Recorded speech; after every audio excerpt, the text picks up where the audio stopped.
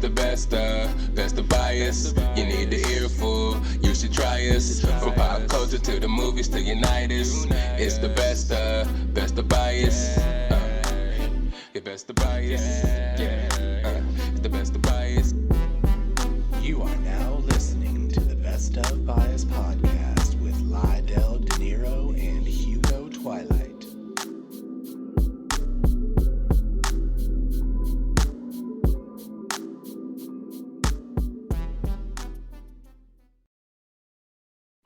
What's up, everybody? It's your boy Lydell Dinero, and it's time for another episode of the Best of Bias Podcast. You already know what it is. It's your boy Lydell Dinero in the building, of course. AKA is on the other side.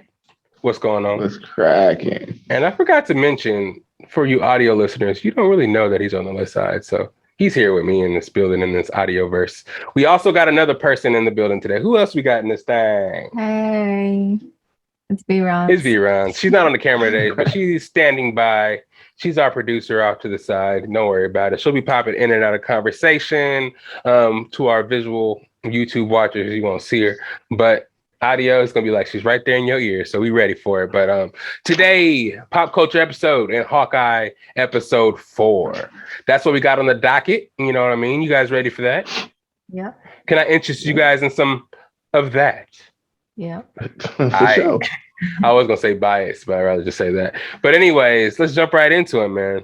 Topics. I forgot what day it was. I want to say it was Thursday. We had the Drake and Kanye West. It was more so Kanye West with special guest Drake. A tribute concert to Larry Hoover to try to bring awareness to his incarceration and why he's been in, I think he's been like solitary for like over 20 years, not seen another person, hasn't had a conversation with another person. I think it's that serious. Larry Hoover Jr. Huh? Why? I wonder why. Because I heard that he's like, I heard he's completely changed. He's like, he started, the whole, was it the Gangster Disciple, whoever it is? Right. I don't think he's like down for like, where they're at now as far as right. And I think the thing is they're saying that they don't want to. They're not trying to let him out of jail because he can bring organization and, stop all the killings in Chicago.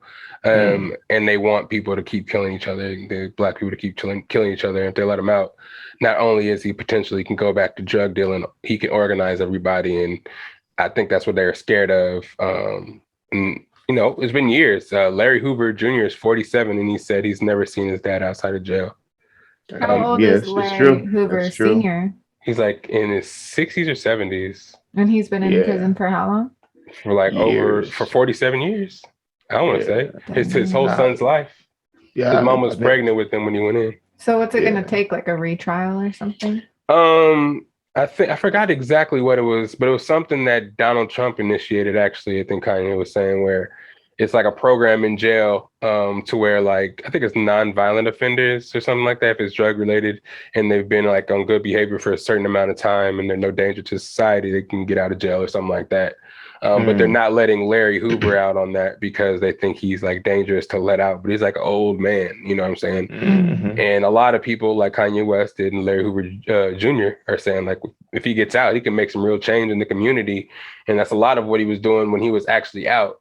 But the fact that he did sell drugs and he was the leader of this so-called gang, it shows him in a bad light. And he, I guess, to America, it is something that is, I'm not saying he didn't do anything wrong in his life because I really don't know the whole backstory, but I don't know. It just seems like he served his time. He's an old man. And it seems like at this point, we're letting a bunch of people out of jail anyways. I feel like, I don't know, especially if he's so important to a community. I think it's time that we just kind of take a closer look at the case. And I think this concert was supposed to bring that kind of awareness to it. Huh? Mm-hmm. Mm-hmm. Yeah, but the concert in general, it was interesting because it was hyped up. It was on Amazon. Amazon Prime or just Amazon? I don't know. It was on Amazon. And basically it was just a Kanye West concert. Featuring. My thing was like, was Larry Hoover there? No, and they barely actually mentioned Larry Hoover at all, actually, during it. That's why I was hoping you would explain who Larry Hoover was, just because I feel like a lot of people probably don't even know. And he didn't really bring awareness, maybe the name sake, but he should have had like a segment kind of explaining what we can do, like, what needs to happen. Yeah, true. Because the last time they really spoke on Larry Hoover was back when what's his name again? Rick Ross had that song. Larry Hoover. Yeah, and a lot of the GDs got real mad and was threatening him and shit. Right, yeah, because they were saying he doesn't want to be looked at in that light. He wants to kind of like, I don't know. It's a lot of shit behind it. Just to talk about the concert, first of all, it started, I think, 2 hours late. It was supposed to start at 8:00. They put up an 8:00 thing. I was sitting there waiting for it to start. And then I walked away for a second and they changed the 8 start time to 9. I'm like, oh, fuck. And then I was waiting again, did all I had to do, came back at 9, and the shit still didn't start. And I think it really didn't start till about like 10:00, in which they had a choir walk down the stairs, and the choir itself performed hella songs. I don't know why they did that. I kind of feel like they should have just sang a little bit, just kind of like, walked one or in. 2 songs, right. But they did like 6 or 7. Right. And the thing about this choir is they don't really do original music. They just kind of remake other people's songs in a gospel way. So they'll just like take it's like Cartman was doing in South Park. Right. He kind of just takes out the curse words and puts like, Lord's gonna save ya. Like, they copy Cartman 100%. That's what Cartman did. I'm like, I don't understand. And then after like another 20 minutes of that, you see Drake and Kanye walking down the Coliseum stairs. Very, very long walk. Took a while. I guess it was a moment for us to see that they were quote unquote friends again. You know what I mean? But then after they walk down together, Drake kind of just walks off to the side, and then Kanye just performs his whole catalog, which is nice. Does Drake perform anything? He does, but like after how long do you think it was, V? Probably like an hour. It was like literally. We were waiting to see what time Drake came out. There wasn't a single Kanye song that was not sung that day. Right. It might have been this whole thing because we're like, damn, he has a lot of songs. We get it. Except for all the ones on Donda. Right. He didn't do Donda. It seemed like he did want to do more Donda, but he did more so of mostly his whole catalog. And Drake was just kind of off to the side. They would show Drake there just kind of singing along. It even got so bad that Kanye West started singing, I better find your love. And he actually sang Drake's song. I was like, what the fuck? Isn't this Drake's song? And it was weird. And Drake was like, oh yeah, letting them rock out and shit like that. But let me go back to the beginning. Before the show started, they started selling merch for this shit. This Balenciaga, so-called Balenciaga and Larry Hoover merch that Kanye was putting out. It was a hoodie. I think it was a t-shirt. There was a pair of jeans. The jeans were $500. The sweater, and they were literally Levi's with a little print, like ironed on print of Larry Hoover's name. And yeah, the hoodie was $200, and all I said was free Hoover on it. The hoodie and the t-shirt were pretty fire though. And if you think about it, I mean, it wasn't the dopest, but it's like that damn fire. It's not that fire at all. But it's like if you think about it, you're getting Balenciaga, you know what I mean, for $200. It didn't look like Balenciaga. It didn't, but it was supposed to be a partnership, but it was not worth it. But I'm sure it sold out. And again, they sold all this merch and all this money, but they didn't mention fucking Larry Hoover not once. They just showed this merch that was Larry Hoover inspired. So, and he had a free Larry Hoover shirt on when he was dancing. That's pretty much it, right? Right. Yeah, that was pretty much it. But anyways, he performed every single song in his catalog. Every single one, like from top to bottom. And then Drake performed like what, 4 or 5 songs? Drake performed like all songs off CLB, and his segment was fire. Right. In my opinion. And he took a second out to shout out Virgil and stuff like that. And I don't know, they were on stage together for like a couple seconds. They hugged a couple of times, and then after they did like 1 or 2 songs together, like not both singing, but just kind of like vibing out together. But other than that, it was like solo stuff. Yep, for the most part, it was just solo stuff. And then after Drake got done performing his couple of songs, Kanye performed again. And at that point, we're like, fuck, we're going to bed. We waited all this time for Drake. Drake didn't start rapping, rap singing, whatever the nigga does. Didn't come on until like maybe 10:30, 11 o'clock. So I'm like, at this point, all right, I'm going to bed. I saw what I needed to see. We saw this so-called friendship reignite. They don't need to be fighting. That's what I get. They too good for the culture to be arguing and beefing over petty stuff. That's what I'm just happy to see, that hopefully some music comes out of it. But I don't know. I don't know if you guys heard recently, We talked a little bit about album of the year for the Grammys. It was J. Cole, Tyler, the Creator, Kanye, Drake, and Nas.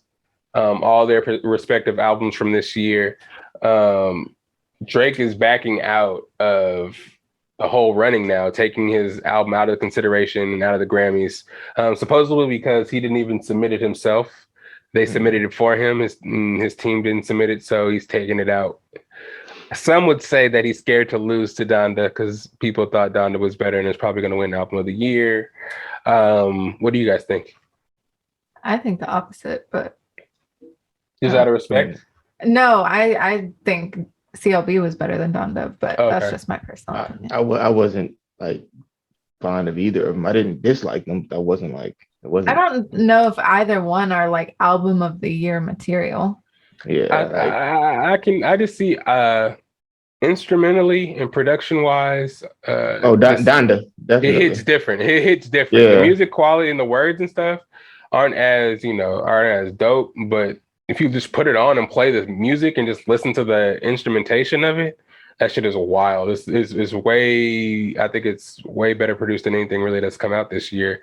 But as far as lyrically, I think Drake's album wasn't really what he wanted to put out yet. I think there's more to come from Drake. Another album may come sooner than a lot of people think. I think this was a lot of throwaways because I remember people saying that these songs you've heard before, right? From the CLB, some of the songs. Have you? No, what are you talking about? Like TSU, you said came out hella long ago. Like little snippets on TikTok and stuff. Right, and I also thought the song with Rick Ross and Lil Wayne kind of sound like something that was made hella long ago, and they kind of just threw on the album. I don't know. It didn't really seem like it was anything really put together all as a cohesive album. In my opinion, I like Tyler, the Creator's album as a piece. Just the fact that production wise is great. I think a lot of the songs are good. He always puts on a character and keeps it throughout all his performances he does throughout a drop of an album. So I think he did a really good job this year. And I also think J. Cole had a really good album too. So me personally, that was probably the only one I actually listened to with J. Cole, to be honest. I mean like on a regular basis. Like I checked. The only one I didn't check out probably was Tyler, the Creator's. I probably should though, but like Nas's was decent. I actually liked his, but I just didn't listen to it that much. I feel like Nas is always in the running for album of the year.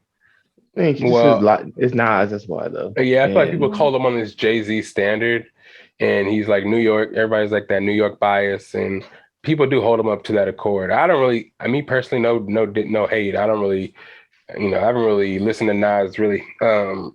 Growing up or anything like that. I don't know if that's a West Coast bias or anything like that, but I'm sure I do hear his songs. I hear his verses. He does come hard, pause a lot in these songs, but I don't really know. I don't think, me personally, I wouldn't consider that one of the top 5 albums of the year, but I didn't listen to it at the same time. So what do I know? Yeah, no, I mean, like I said, the only one I really vibed out to the most was J. Cole. So his wordplay was on another level. So yes, yeah, and it always is. Yeah, it's always on a whole nother level. Let's move on to this next topic here. Thank you for letting Lil Curry out here. I don't know if you guys heard her scratching on the door, but she always causing the ruckus. But anyways, Jussie Smollett, Juicy Smollett. Oh man. Let's just start by going back to what actually happened. Last episode, we talked about this case actually going to trial. I guess it was pretty quick because it's already over. Jussie said he was in Chicago going to get a Subway sandwich 3:00 in the morning where he got jumped by 2 Trump supporters wearing MAGA hats who poured bleach on him and had a noose. Whew. If it sounds like a mouthful, people, it is because that's what he told us. He can't even wrap our brains around what was going on. And it was in the times of I think it was it? I don't know if it was actually George Floyd times, but the country was racially charged at the time. So people actually believed him and really thought that shit was going down and people were sitting out here attacking Empire's finest. You know what I mean? Did you guys believe him when the story came out? No. Just straight up. No, when I first saw it, I was like, the first thing I remember, like Chicago was unnaturally cold that time of year. I remember ever saying something about it was colder than like Antarctica or some crazy shit. God damn. Yeah, so it was cold as ice. But I don't see. First of all, I think like the freezing temperature of like bleach or something like that, whatever it is, I don't think it would have worked to pour bleach on them at that temperature. Oh, it would have froze? Or something, yeah. I don't think it would have really worked. Maybe I got to look it up again, but I'm pretty sure that bleach when it gets just to like acid. I mean, I don't know. I mean, liquid alcohol. You ever see alcohol freeze in the freezer? No, because it don't. But you could put it outside in like in Antarctica and Alaska, and that shit will freeze. You can actually die drinking that. Like if you leak. Exactly. It'll still look liquid at first, but if you drink it, that shit it'll just freeze your insides. Damn. And yeah, so remind me not to go to Antarctica. Or Alaska. Or fucking well, I won't say that. Or Chicago.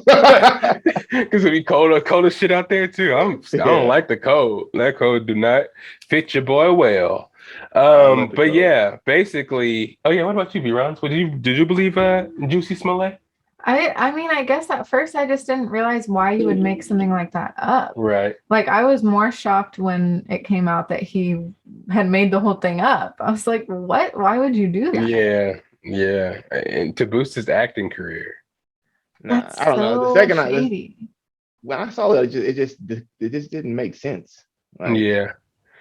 And then after it kind of got more investigated, it came out to being not only were they not white men, they're big, buff African Nigerian dudes that he actually trained with. Mm-hmm. And then once that got unraveled, the two African Nigerian guys, why do I keep describing them like that? I don't know, because they're big as fuck. I feel like if I say it like that, it'll describe how buff they was. But they actually went to court and told them that Jesse hired them to beat him up and say that, beat him up and say MAGA or some bullshit like that, just to kind of boost his acting career. So that shit came out and we didn't know who to believe because a lot of people were still on Jesse's side because they wanted to believe that nobody would make up some bullshit like this, like you guys are saying, right? Mm-hmm. Yeah, there was a lot of actors that came out were like supporting him when it first happened, but then like I would look at some people's pages like that felt the same way I felt. It just had like that weird eye, like, yeah, I'll wait and see what happens because there's something seems weird about this. Right. Yeah. So after Jesse got taken to court and he actually testified, we talked about it last episode, 5-hour testimony. He tried to say that he was actually hooking up with one of the brothers. He didn't want the other brother to know. They had secret affairs and stuff like that. And one day he was going to get a sandwich or something from CVS or one of those things he said on the stand. And the brother came out of nowhere, the one that he was having a relationship with, beat him up and poured bleach on him and actually did all the stuff he described. The only difference was they didn't have a MAGA hat on. Mm-hmm. But that's a clear red flag, right? Because then it's like, of course, why didn't you just tell on them immediately then? Right. Right. And it was like a crime of passion. Why did you throw in that they're white MAGA supporters? Like, to be, why is that important? Yeah. How did you feel about when that stuff came out, V-Ronz? Yeah, I agree with you. Yeah. It's just kind of, I don't know. It's just wild for him to even go there. But he actually was found guilty on 5 counts of, I think, what was it? I forgot exactly what it was. Disorderly conduct. I don't know, something crazy like that. He can, like we were saying last time, he faces up to 3 years in jail. No, I don't think he'll get 3 years, but he might do some jail time because he's sitting up here lying on the stand and shit like that. That's some big stuff. Mm-hmm. And he not single-handedly because he had some other hands that was punching him, but ruined his own career like an idiot. Right. And it just started back up again because I remember the opposite of what he was trying to do. Yeah, exactly. But it's like him and his whole family when they were younger, they all had a TV show together where they all were like, I don't know, like mixed. They look like mulattoes, a bunch of little mulatto-looking kids, and they all were like semi-famous back then. And then, of course, the only one that grew up to be really famous is his sister, who used to have the braces. His sister's the one from Lovecraft Country. Yeah. and roll bounce. Letty? Yeah. Oh, Yep, wow. yep. That's his sister. Well, that's too Yeah. bad that she has to be associated because she's a great actor. Yeah. She is, but luckily it didn't affect her at all. Nobody's even like linking her to Oh, it that's really, good. other than the last name. But Right. yeah, so he had just got on. He's actually getting praises for the show and stuff, and killed that buzz instantly. Yeah, and that's sad, man. Prayers up to his family and everything he got going, but I don't know what's gonna be for the acting career. You not only ruined your acting career, you ruined your reputation in the Black community.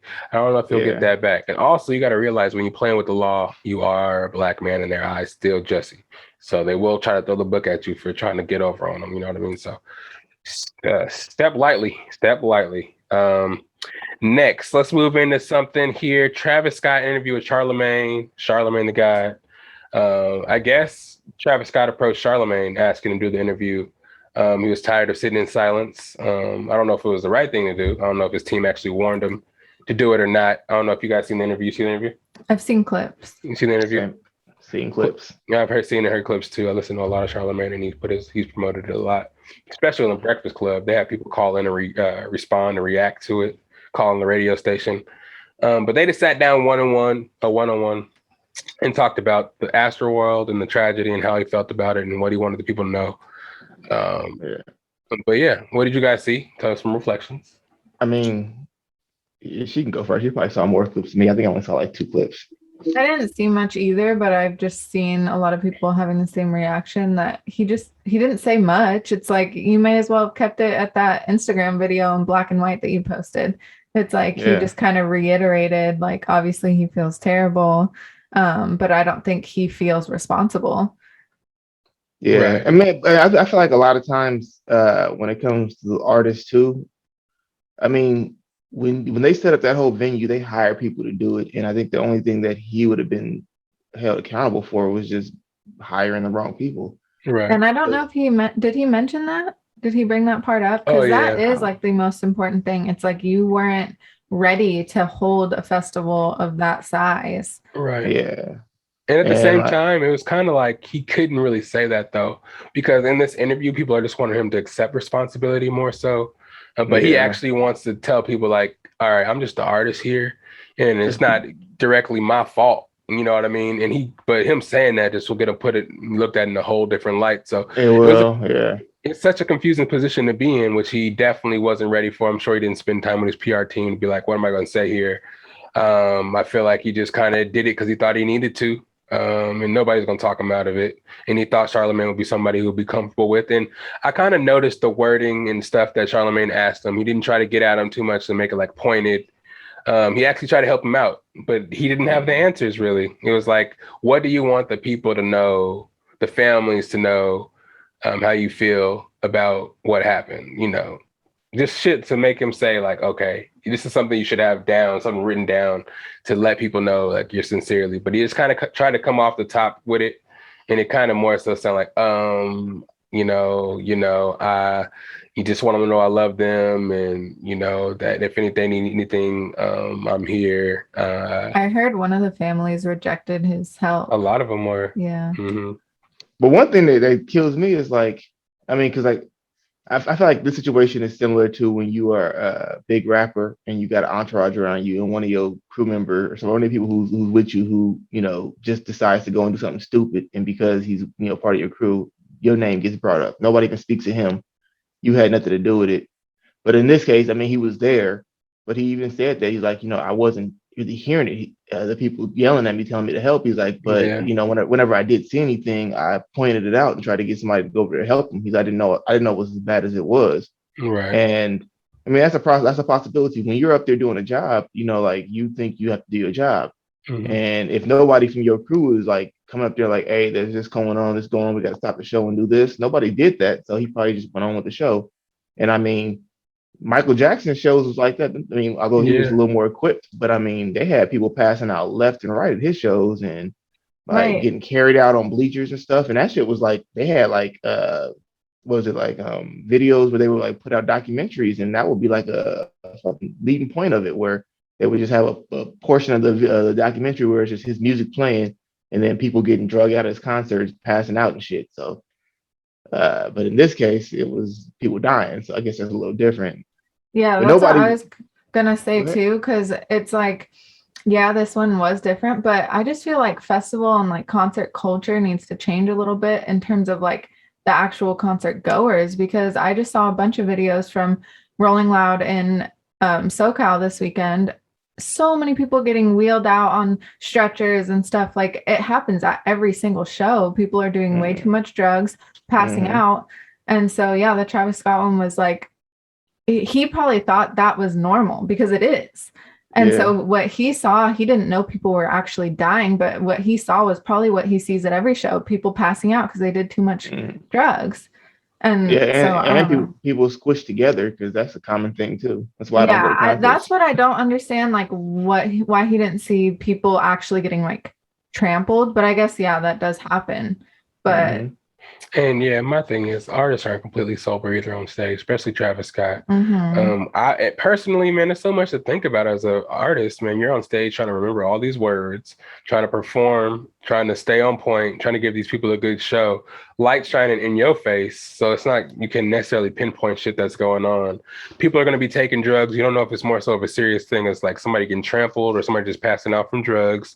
There's a lot of aspects that could be going on. Then if you stop the show, you have the complaint of a whole bunch of people wanting their money back for something that could have happened on the one side of the crowd. They're on the opposite side of the crowd and not know what's going on. Though people die, and that's a sad thing no matter what. It's just like, and then they enjoyed the whole show and be like, exactly, I was there too, so yeah, exactly, I need my money back.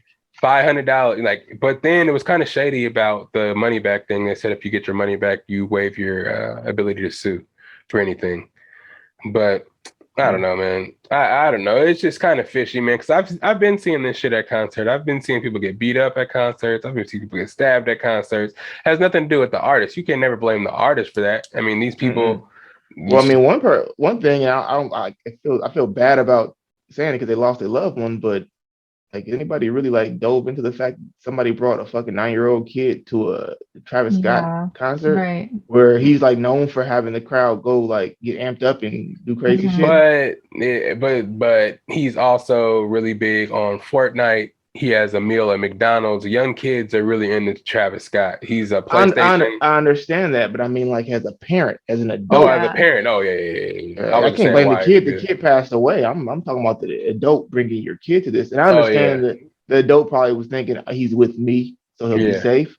Which I can't knock him for that, but it's like we don't even know if the parents were there though. No, his parent got trampled too. I think his parent. He got trampled too. Okay. Yeah, but he didn't die. He just got injured, and his son went into a coma. It was nuts. And I've been to those things. I was at speaking of Tyler the Creator, Camp Flognaw, all ages. It was all ages, so you can pretty much. Was that particular one all ages, or was it 18 and up? It was all ages. Oh, this one that had. Oh, never mind. Bullshit. My bad. Well, yeah. I mean, he didn't sneak the 9-year-old in there. No. It was probably all ages. Yeah, I mean, that's different. I mean, if you're bringing in your kid, I mean, a lot of times they're not going to stop you because but a parent. But I wouldn't like me personally. It's not even because I can't even say Travis Scott himself is an artist to where this shit would happen. Because if you think about it, Rolling Loud, like we mentioned a little bit ago, any concerts that were in the Bay Area, there's big name artists always coming to these concerts. And people react the same no matter what kind of artist it is. It definitely, I would say, has to do with either security around. People should have been able to jump those fences. People should have never been able to rush the front of the stage without security being close enough to the stage to be able to control it. A lot of people are getting in, but it's like, all right, show some authority, just show some authoritative backbone. Like these are kids. Obviously, there's kids there. They ain't gonna do shit. They're just trying to get to the front. I know how it goes. You know what I'm saying? If I'm running this place, we need order. They start jumping fences and running in big ass herds, mace the fuck out of them. Right, you can't trample motherfuckers if you can't see. I'm like, we're not gonna have the show. We're not gonna just We gotta be more organized than that. I feel like you want to get all your fans in. I feel it, but it's like shit like this can happen you already have people in shows sneaking in, trying to sneak closer to steal other people's seats. You know what I'm saying? Just imagine thousands more people that are supposed to be there with no tickets at all, just trying to push their way to places they're not supposed to be. It's just madness. You know what I think? Yeah. I think the future should be all the shows are televised, like the Kanye and Drake thing. Even if you have to pay for it, like a little subscription thing. Oh. Because it was so nice just sitting in the comfort of our own home, but you are still watching the same show, but you don't have to be out there freezing in the cold. I think it's an experience though that a lot of people I know a lot of people crave that, so let them go and then let us just watch it when we want to watch it. And at home. Astroworld was I'm for that. I'm for that because I watch it from home. Right, I think that'd be so cool. It was through Apple. It was on there. I was watching it. Yeah, and it was like, it was weird though because they had some performances and then they had a lot of stuff that was like music videos. Look like produced music video type sets and stuff like that. It was on TV. I mean, well, you can watch it if you had Apple Music and go there. People stream that shit on YouTube. So but I think each one should have the production level of the Drake and Kanye one. Like that was dope. And you could do that on like any of these streaming services, even if you charge like, I don't even know how much they would charge, $10.99, like some kind of price to view it. People would do it. Yeah, absolutely. Because they do it for rolling. They did it for what's the one in Miami? Ultra. They do it for a lot of these EDM festivals. You can stream it online. I mean, usually the production's not that good though. Yeah, it's just like a camera floating around. You know what I mean? I mean, that's better. It's good for people like me who I've been to a few concerts, but I don't really like them. I'm scared every time I go. The energy is too much for me. It's not even a scary thing for me. It's more of I'd rather listen to them on a clean track than listen to them up on stage and they don't sound as good as they sound on that damn track. Yeah. And like I don't even like people, so some people are better live. Like I've seen some good shows, like Tory Lanez was really good live. Young Blue was really good live. Yeah. So there's some people that I would go, and I like more smaller, like intimate venues, but I don't know. Lil Wayne. Oh, okay. Yeah, but I mean, me personally, I don't even like people though, so it's like I'm not trying to be around a bunch of people anyway. Yeah, I could see me in the crowd and they get too close to me, and I'd be like, dude, get the fuck away from me. Yeah, and you have to have that, mental fortitude not to. And it's kind of weird ass culture, like especially now with the COVID thing, where everybody's super hygienically sensitive. People being held close, breathing in your face, being drunk, touching on you. It's not really. I mean, John actually was out there Rolling Loud in San Bernardino. I don't know. He has a bad back too. So I think it was a lot more calm out there, a calmer environment, more room. I think is it like, well, I don't know where did that happen at with the Travis Scott? Where was that at? It was in Houston. I don't know exactly where, at like a park or something like that. I think it was like one of those festivals that only had one stage. So once Travis everybody was just there, packed into one. At those kind of Rolling Loud stuff, you have different stages performing at different times, so you can kind of pick your schedule and where you want to go. And mostly the interest is split up, so everybody's not all at the same stage. Besides the headliner, which is probably like a big act, like J. Cole or Travis Scott or something. But it's just weird to me how Travis Scott is the only person that's really causing this kind of thing, because there's people I feel like are bigger artists than Travis Scott that don't cause these kind of ruckuses. It's just a certain age and demographic, I think, that gets super rowdy. Well, like I said, I saw a bunch of people passing out at Rolling Loud too. It's like it happens at most of these concerts, but it's just they had better medical personnel on staff, so they were able to get them out. They probably had a bigger budget too. Oh yeah, for sure. Because Astroworld was kind of Travis Scott's kind of thing, and those other Rolling Louds get paid hell of money to put on these things and give more leeway. But anyways, I feel like we spent a lot of time on that. RIP everybody that was involved in that. Let's move on to something really quickly here. Let's talk a little bit about Christmas safety, man. Christmas time, everybody, because I know Veronica has to get up out of here soon. But let's talk about Christmas safety. Everybody's doing Christmas shopping. Everybody's out there doing their thing. But there is some wild shit going on out there. We talked a lot about, I think a little bit ago, about shit that was going on, people getting robbed in certain places of the country and shit like that. Yeah. But now exactly, it's holiday season. People are getting extremely tricky out there. People are following people out of the mall, watching what kind of bags they're coming out with. Stores, Chanel, like luxury stores are going as far as even changing the bags they give out when they give out stuff, so people aren't followed out of the mall and robbed. You were mentioning, I've also heard people are using the Apple AirTags to follow people home, doing the follow home robberies, sticking an Apple AirTag to a luxury car, dropping it in somebody's purse, and just following them back to where they're going and just robbing them there. So shit's getting tricky. People are getting fucking wild. Watch your surroundings. When you're going shopping, you know what I'm saying? Don't be walking around with hella bags. Also, don't go leave shit in the cars while you're in the stores. Don't do that shit, because people are breaking in the cars and taking that shit out of there. Shit goes down. People are hungry. People are trying to supply for their families this holiday season. So by all means, protect your property, be safe out there, and do what you need to do. You guys been hearing about this crazy shit that's going on out there? Oh yeah. I've heard a lot about it. It's crazy how like just a couple years of pandemic and made people start to go back to their primal, you know? Yeah, man. And we already talked about the LAPD saying it's like the purge in LA right now. The holiday season brings out the worst in people sometimes. Right, man. That's why I'm not even going to no stores, man. I'm good off that. If people gotta follow you home and try to take your shit, man, fuck that. We gonna get our shit by other means, man. Because that shit is wild.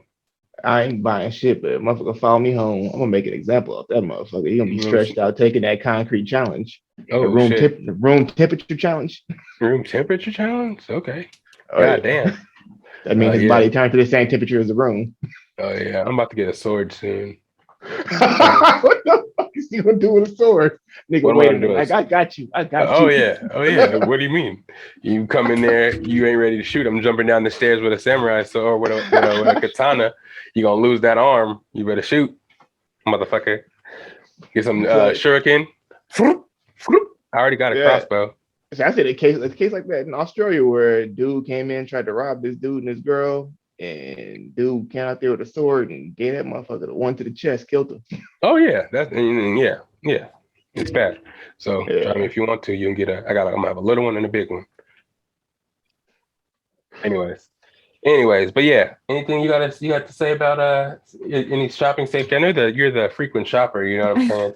Do you have any safety tips for the ladies and the gentlemen out there that are shopping? Yeah, I heard one thing. I mean, obviously you should have like some sort of pepper spray or something on you. But also I heard like the person robbing you is probably kind of scared because he doesn't know what kind of situation he's getting himself into. Like he doesn't know if you have a gun. He doesn't know if you have this, that. I mean, if you're a girl by yourself, he's probably not as scared as if he's robbing a couple or like driving home or following someone home. So I just heard somewhere like they're probably scared too. So well, that makes it even. It don't matter to me. That's like try to be as intimidating as possible and. But they're violating you, so shit. Them being scared don't matter. They still can catch a hot one. Shit. No, drop kick somebody. I saw a video of the lady with the stroller got robbed in her own driveway. Mm-hmm. Shit's crazy. Yep. Crazy. I hate thieves. Thieves is the one thing that I don't. Oh yeah, I hate that shit. But got a Louisville Slugger in the trunk, all wood. They might be illegal, but if they are. Niggas try me if they won't. Get motherfucking crack shot head, motherfucking Babe Ruth in this bitch. I'll point it out. Anyways. But yeah, just be aware of your surroundings. And like if you do feel like someone might be following you or they're taking like the same turns as you, just take the long way home. Right. Like, don't stop at the crib. Yeah. You know what I'm saying? That's funny. I seen a video actually. Sorry to cut you off, but the one piece of advice that I did hear too, if you think someone's following you, drive to the police station. Ooh. Just go straight there. Unless you black, because then they might shoot you. Not playing. And make sure you got gas before you go on these drive arounds, because you fuck around, be leading these motherfuckers that's following you on a high speed, and you run out of gas, you be fucked. So make sure if you're doing this, you got some gas in your car. Gotcha, bitch. I knew you were gonna run out of gas. But I seen a video where some girl was in the car and she was like, "Oh, this dude looks sketch." Like she was like thinking that way. So when he walked past the car, she locked the door, and you could hear him out on the side of the camera say, "I wasn't trying to kidnap your ugly ass. You ugly as fuck." Damn. I'll just play do like Home Alone, play those gunshots in your car. Just roll down the windows and play simulated gun sounds. Or slap the most gangster shit you got and see if they still about it. Start playing some YG or some shit, and then drive into a bad neighborhood. They'd be like, oh fuck. Anyways. Yeah, but then you in danger too, shit. So. I know, right? It's like, who gets out first? And then you pop his tires and you just do a loop-de-loop and you leave him in the hood. I don't know. We got a little far from what we was talking about, but let's roll it back in. Let's reel it back in. God damn, Curry's being so annoying. Slim 400, RIP, man. Another one of our rap. Speaking of YG.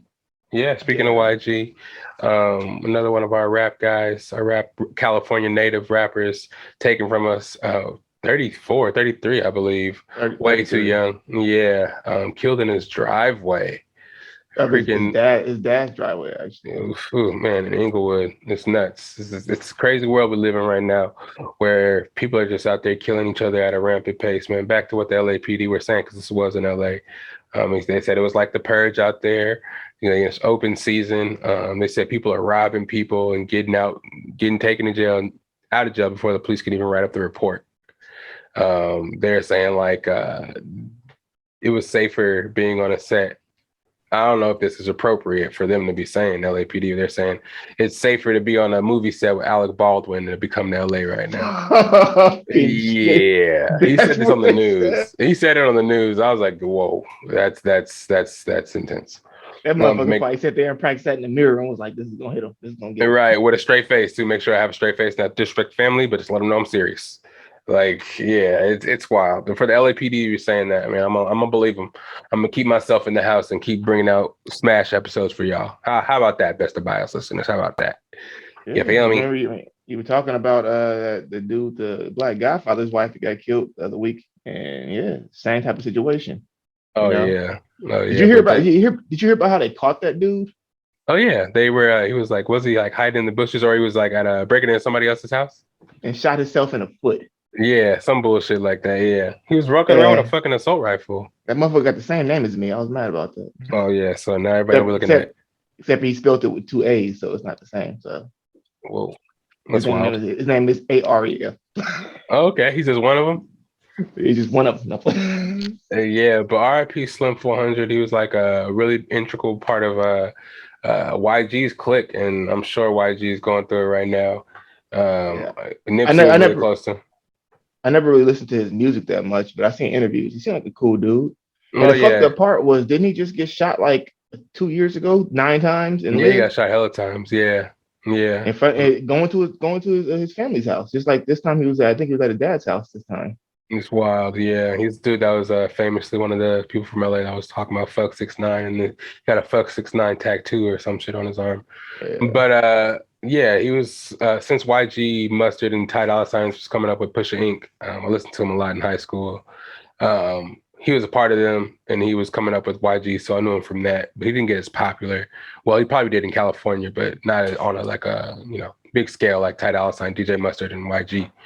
But the one thing I will say I don't like about today is, did you see that they released a video of that shit? Oh yeah, I heard. I didn't see it, but I heard.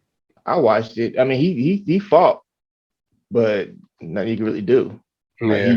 As soon as it happened, he like grabbed on a dude's leg, and the dude was dragging him across the yard, popping him at the same time. Damn. And he drug him all the way across the yard, like he wouldn't let go of that motherfucker. So yeah, that's wild. That's some shit. People were saying that, the neighborhood he was in was a Rolling 60s neighborhood, and he wasn't supposed to be over there. But then, like, the Rolling 60s was saying that it had nothing to do with them. That was something that was personal that happened, which I could believe, because I mean, he already got shot like 9 times before. So it's like, I mean, for somebody to shoot at you that many times, they don't like you that much. Yeah, and I wouldn't be around nowhere near that. I would be using my money to move someplace else and do my music then. But who knows, man? I'm not part of these street politics, and shit goes down. Who knows? Another one, RIP him, RIP Young Dolph. It's been a wild couple of weeks in hip hop. But definitely RIP those 2 guys. I understand that. Do you gotta go, or you have some more stuff? Okay. You good? Okay, cool. Let's jump into this while we're on the kind of like somber tone. Let's talk about these tornadoes taking place recently in 6 different states. We got Arkansas, Indiana, Kentucky, Ohio, Tennessee, Illinois, all hit with tornadoes that had mass casualties. One of them, specifically in Tennessee, there was 100 deaths. Just ripped through it. Yeah, it ripped through a town and just killed a bunch of people. They said it was about 100 deaths. And then what town was that? So I forgot exactly what town, but it was a town in Tennessee. I got a friend live out there. I got to give him a call. That's really cool. I didn't think about that. And then in Kentucky, there also was they said there was a 8-page list. He said 8-page single-spaced list of people that were missing in Kentucky. So there wasn't even a number of people that were missing there. Wiped out whole towns. It's nuts. And they also super tornadoes. Yeah, Amazon warehouse in Illinois killed 45 people. The Amazon warehouse collapsed and sunk 15 feet into the ground, and they couldn't find pretty much anybody. So what the fuck? Yeah, these tornadoes were devastating. What do you guys feel about that, man? You guys hear about this? I'm moving to Indiana pretty soon, so shit. Oh yeah. Shit, it's wild. Tornadoes, you don't get many of those out here in Cali. Yeah, we don't get most seasons, so that's fucking crazy. I'm not how to maneuver. It's really wild stuff going on. But yeah, shouts out. Bless all the families. Rest in peace to everybody missing. It's like those kind of just. It's wild. I couldn't even think about a tornado because there's nothing you really can do. It ripped through these whole towns. Nothing left of the town. Like, I don't know. I don't even know what tornado. It's crazy. I always find it crazy how, like, if you're from a region that has these horrible ass natural disasters, you tend to get used to those, but then you're afraid of other ones. Like, I remember Michael Jackson was always talking about how he was afraid of earthquakes. Motherfucker, you from Indiana? They got tornadoes. Yeah. They got shit. They got wind that would literally pick your ass up and throw you. We got an earthquake that was shaking, and as long as you ain't near anything that could fall on you, you good. Yeah. I feel it. Tornadoes are that's nutty. I couldn't even imagine. Like, what do? You can't, like, if they just appear out of nowhere, and if you can't escape, middle of the night, you can't go nowhere, and it just sucks everything up, throws it in the air, metal, debris, and throws you and everything around you into the ground at a super velocity. The Amazon warehouse sinking into the ground. I couldn't even imagine metal, all this stuff being crushed on top of you. Man, that's scary. That's nuts. That's nuts. But rest in peace, like I said, to all those people. Hopefully some people are actually found and aren't as harmed. A bunch of people are displaced, I'm sure. So, man, the world we live in, the earth is telling us something, right?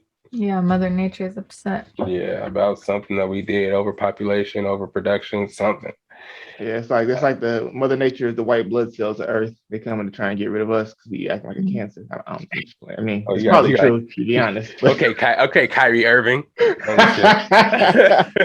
Got deep over there. Let's get into some other stuff. Let's speed through these so we can get into this review here. Cowboy Bebop canceled after one season. Netflix was like, nah, we ain't bringing you back. How do you feel about that? I know you probably finished it. You did finish it, you said. Yeah. I'm still like 3. 3 episodes? Okay. Yeah.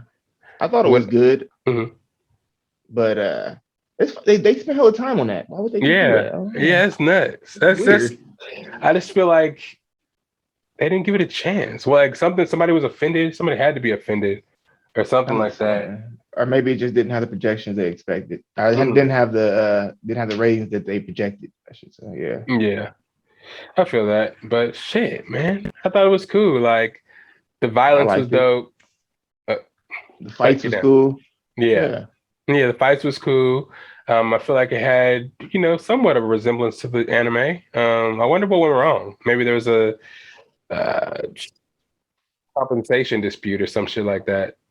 But maybe it's just the time. Like Cowboy Bebop. Like, to me personally, I never really watched all of Cowboy Bebop but I watched episodes when they came on Toonami and shit.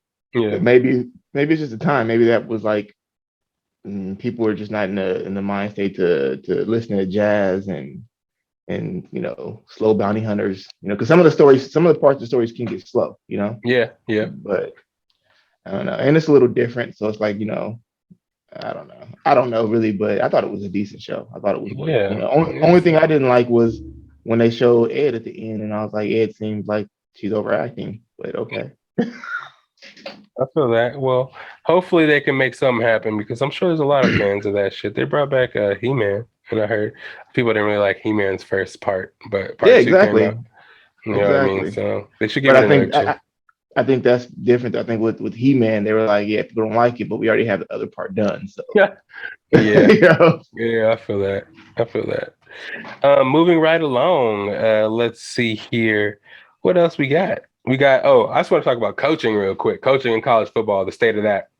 I know, Veronica, you probably don't care about this at all. I know, Ariel, you probably don't care about this at all. But me personally, I was personally affected by some of the shit that was going on. Let me put Clay on the ground real quick. In this college football landscape right now. Ever since football players and college football players college athletes were able to get paid, I think coaches have been taking a whole new approach to, coaching and committing to a school.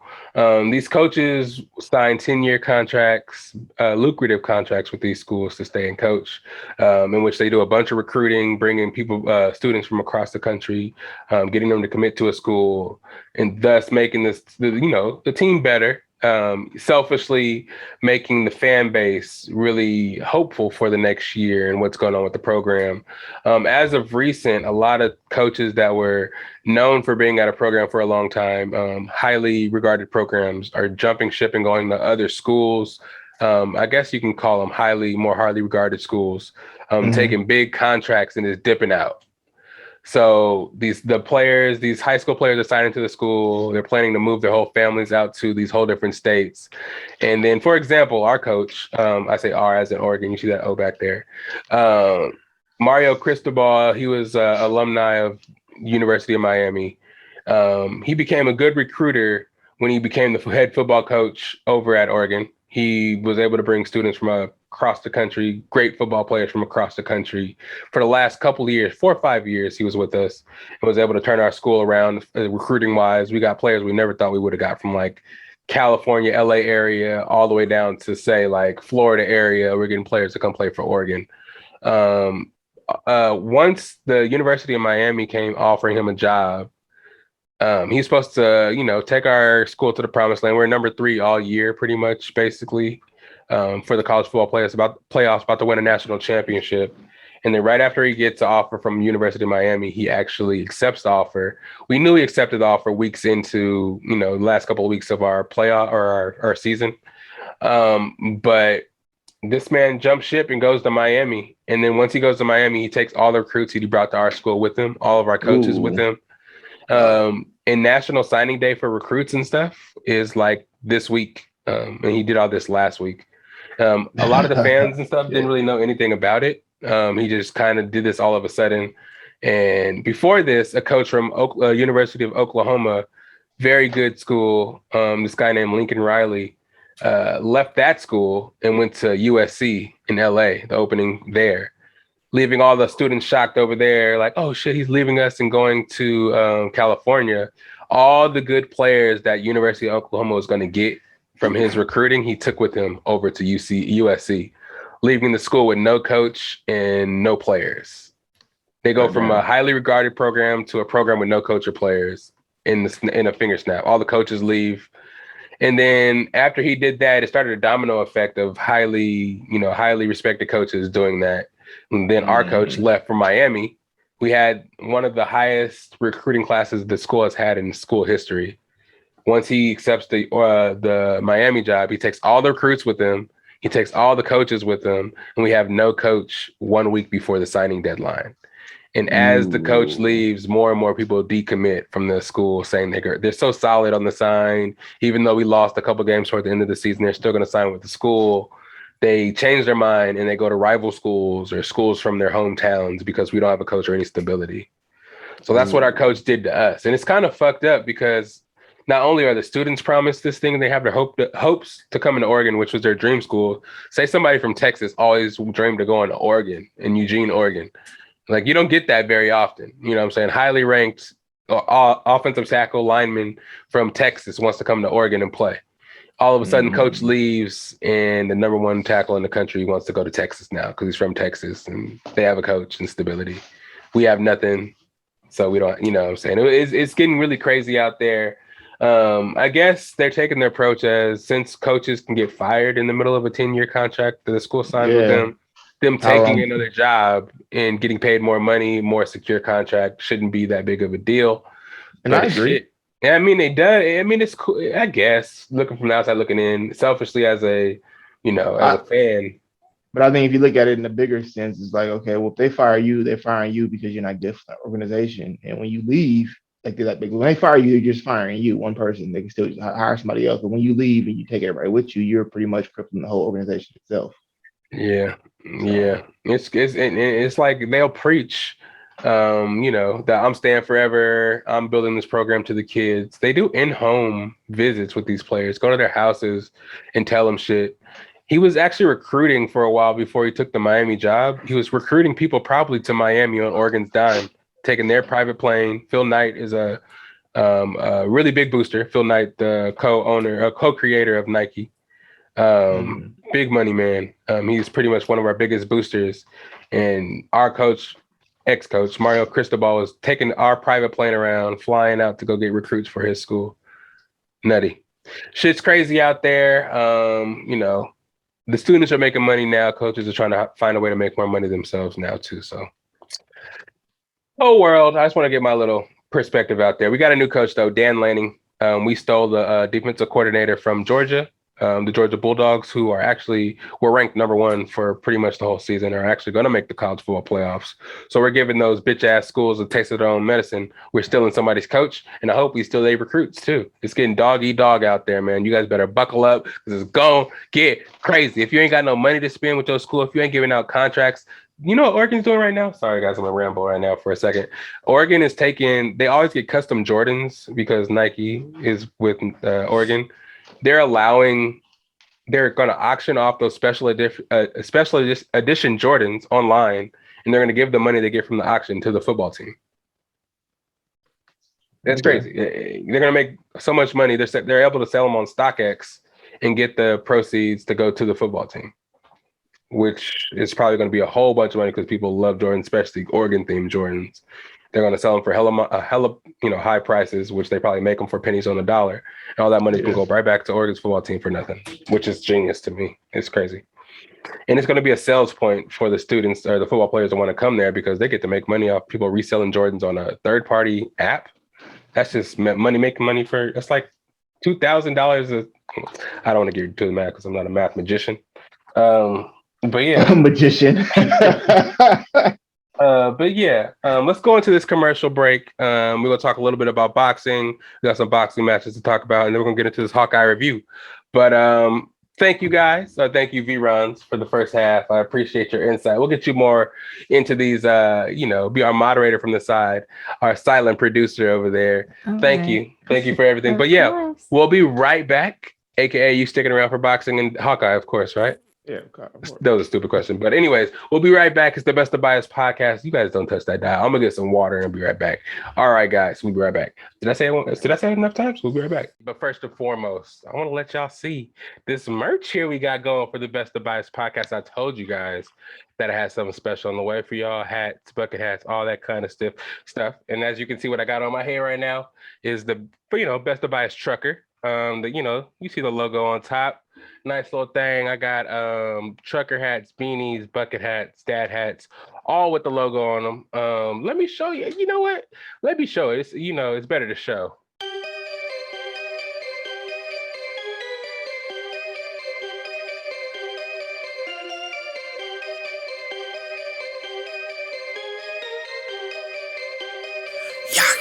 PC equipped with a couple of psychos, PC we roll with a couple of crazies. Those that pull the heat and have you pushing the bases. Couple of psychos. PC we roll with a couple of crazies. Those that'll leave you stiff and ain't no ifs, ands, or maybes.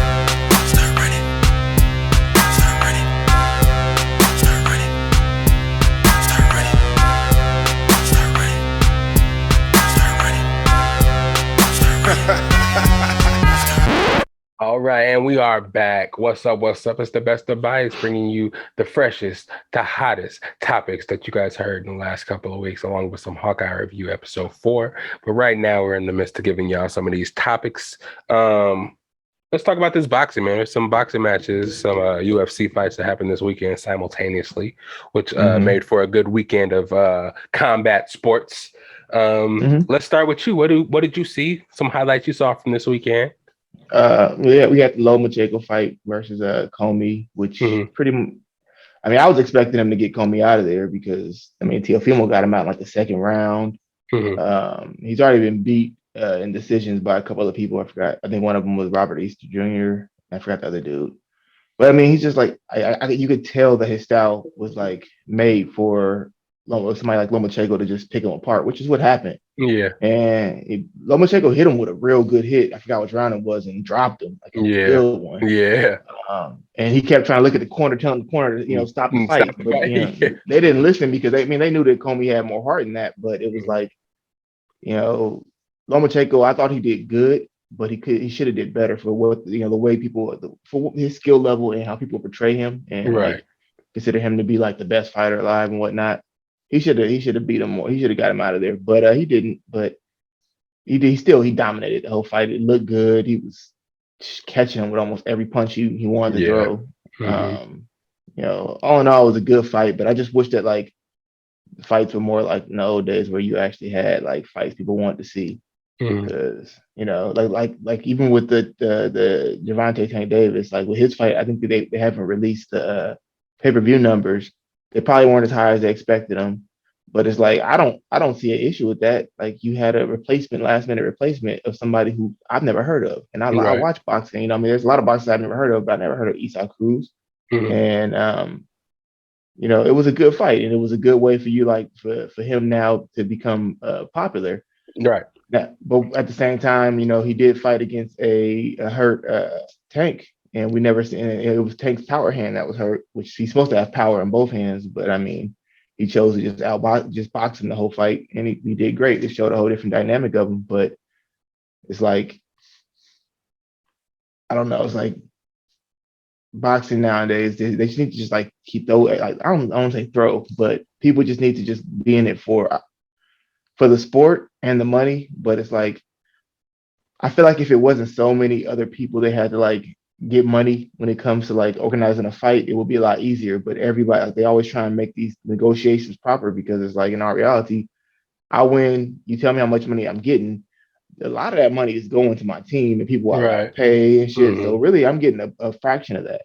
So it's like, but now everybody is just, it's just so hard for them to get fights. It's not like it used to be where it's just like, all right, well, we give these fighters each $10 million or whatever, and they fight each other type of shit, And now it's like, nah, I want to negotiate. I need to get 50 or 60% of that and this and that, which I mean, in some cases it makes sense. It's like, I don't want to be an Errol Spence fighting against a no name and it's gonna be a 50-50 fight. Like what? Like you realize that everybody who's paying for this fight is here to see me. They don't give a fuck about this dude. So it's like, but it's still like it's just because of that aspect now, it's just causing everybody to just seem like they're ducking each other. In some cases they are. And it's like, but it also has some situations where like you see people who aren't really ducking each other, but they're more of holding out because they know that, okay, this fight between me and this person could potentially be like the shit that could help me retire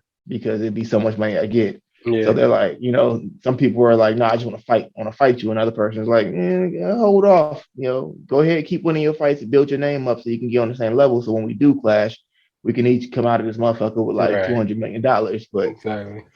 But that still pushes back the sport. And then it also makes it where when they wait too long and then somebody does end up getting beat, now that fight's no longer desirable. The build up, So it's just like, I don't know. But in the case of Lomachenko, I thought that it wasn't like, it wasn't the right type of competition for him. So it wasn't really a desirable fight to watch. I just watched it because I was like, I watch it, but I don't know. And then they had that fight with Conor Benn and fuck his name, and Chris Algieri.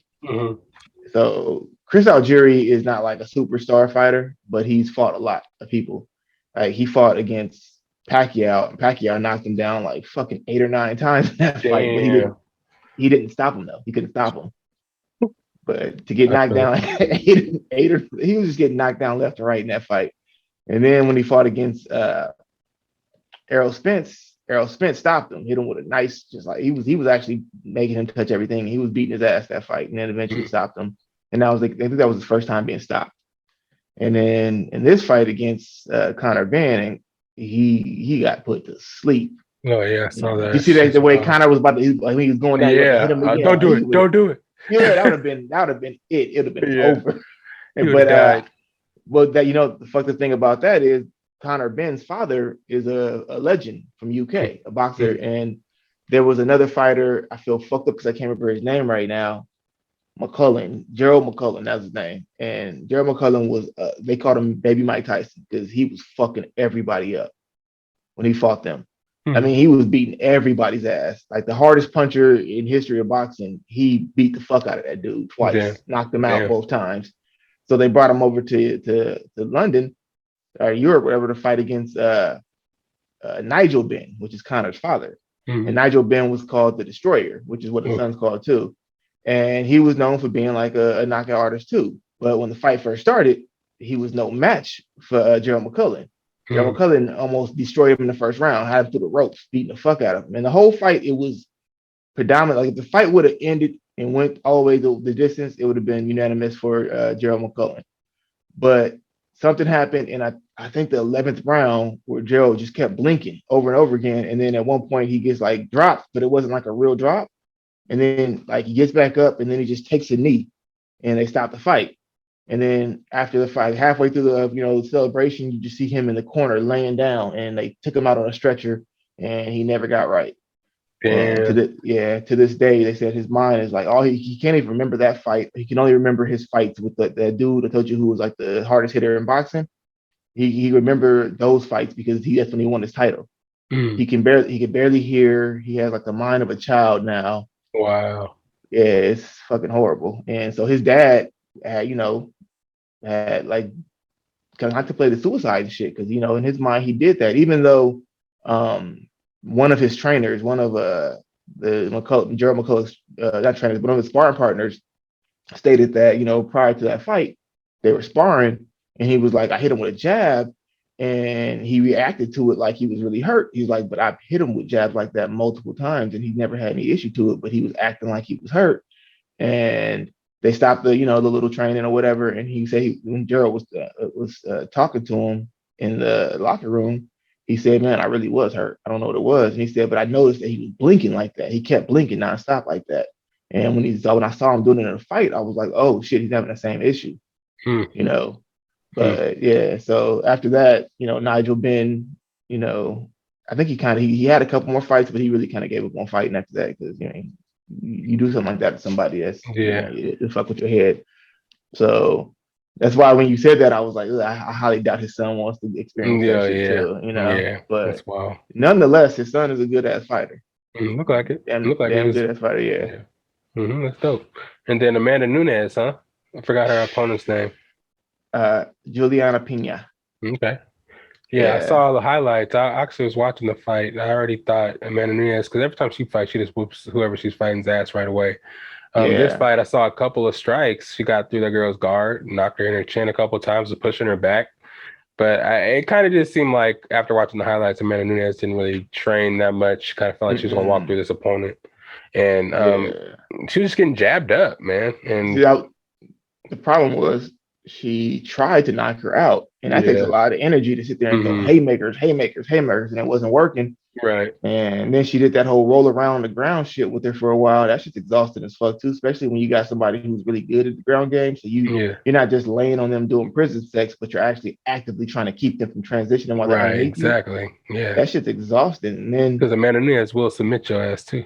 Yeah, because she definitely is good at the ground game. She's good at stand up, but the cardio is a factor. Yeah. And when it came to that second round, you can clearly see she was exhausted, and she literally got destroyed with a jab. Because that girl she just threw the same jab over and over and over. And she had long ass arms too, so it's like. But both of them have the same reach. That's the really. thing. Really, it seemed like the other girl every time Amanda Nunes was trying to. She was hella tired trying to come in there, close at all. She just stuck out that arm. Just oop. There was one. She was doop. I feel like this. Yeah, I feel like it's one of those situations where if Amanda Nunes goes back, it just works on cardio. She has all the skills she needs to beat Juliana Pena. She needs to go back and work on cardio. Yeah, but I do like Juliana Pena because I like her style. To me, she has I hate her punches. They just seem so telegraphed. Like she reaches all the way up here to punch and stuff, and it's like, dude, like you can see them coming. I don't understand how people can't. The only reason people can't get out the way of them is because when she punches, she doesn't punch once. She throws a whole shit ton of punches. So some of them are gonna hit you. I was gonna say that about Lomachenko's fight too. He was throwing those super combos. but his combos are like, you can see his combos have like movement to it. It'd be a boom, boom, boom, move here. Bam, he like would change levels. Yeah. He would hers is literally just that's all it is. Yeah, it was crazy. But I mean, I feel bad because I'm a Nunes fan to the fullest. But I like Pena too. But to me, if you look at Pena's record, she has like lost, win, right. And then she gets to fight. It's Nunes needed a challenge, you know what I'm saying? So it's something to get her back into it and kind of strike. She walked through everybody for a while. Yeah. So it's she hit motherfuckers like dudes too. So so she was probably gonna retire soon. So this will give her that fire to keep going. I feel like she should come back. Actually, after she get her cardio up, because that's the biggest thing, and go in there with a real game plan. Because I feel like she could be. I feel like that's just one of the situations where maybe she just didn't take it as serious. I don't know. But yeah, I feel bad for that one. But did you watch the Poirier fight? I didn't watch the main event. Who? Poirier? No, I didn't. I didn't watch it, but I heard that Poirier was winning most of it, and then the other dude came back and won. I heard. Yeah, other dude bad. This is a bad motherfucker too, though. You watch his fights? No. I was just thinking they were trying to build up that Conor and Poirier rematch, probably because Conor broke his leg during the fight.